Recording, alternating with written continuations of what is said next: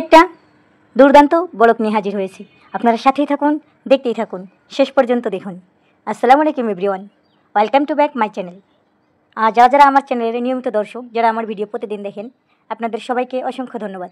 এরকম আরও ভিডিও পেতে আমাকে সামনের দিকে নিয়ে যেতে সাবস্ক্রাইব বাটনে একটা চাপ দিন আর একটা লাইক করে দেবেন প্লিজ প্লিজ প্লিজ।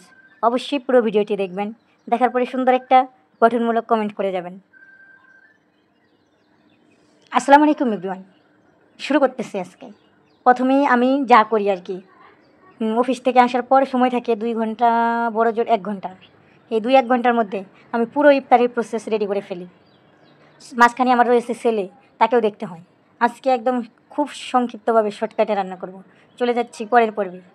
দেখছেন খিচুড়ি রান্নার পর্ব চলতেছে। আমার ছেলেকে জুস বানাই দিলাম। আমার ছেলে সব কিছু খাইতে চায় না, ও খুব খুব অত্যাচার করে খাবার দাবার নিয়ে। ওর জন্য জুস রেডি করে আমি পেঁয়াজগুলো খুব সুন্দর করে বেরেস্তা করে নিচ্ছি।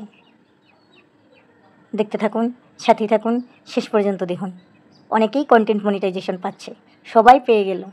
ওই পাড়ার মকবুল থেকে শুরু করে এই পাড়ার আবুল পর্যন্ত সবাই কন্টেন্ট মনিটাইজেশন পেল, কিন্তু আমি কোনো সেট আপ পাচ্ছি না। একটা সেট আপ সেই স্টার কবে দিয়ে রাখছে, তাছাড়া আমার পেজে আর কোনো সেট আপ নেই। আর ইউটিউবেও সাবস্ক্রাইবার নেই, কোনো দর্শক নেই, কোনো কিছুই নেই। এটা একটা লং ভিডিও, সবাই ধৈর্য নিয়ে দেখুন, বসে বসে দেখুন। যারা ভিডিও দেখেন সবার প্রতি কৃতজ্ঞতা এবং ধন্যবাদ। এই যে খিচুড়ি আমি বসিয়ে দিতেছি।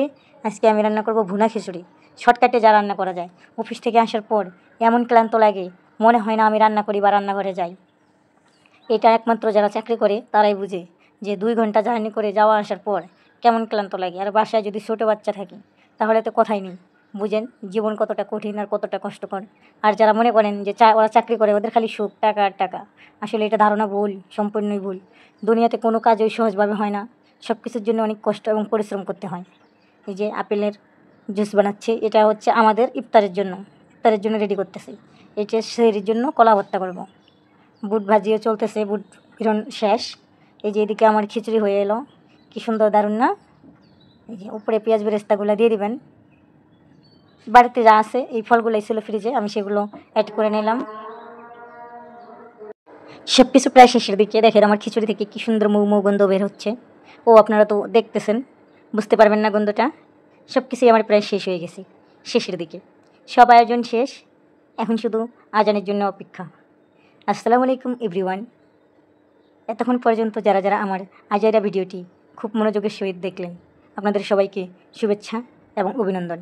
আমার পরবর্তী ভিডিওর জন্য অপেক্ষা করেন, সাথেই থাকেন, পাশেই থাকেন। আপনাদের একটা লাইক, কমেন্ট, শেয়ার আমার দরিদ্রতা ঘুচাতে সাহায্য করবে।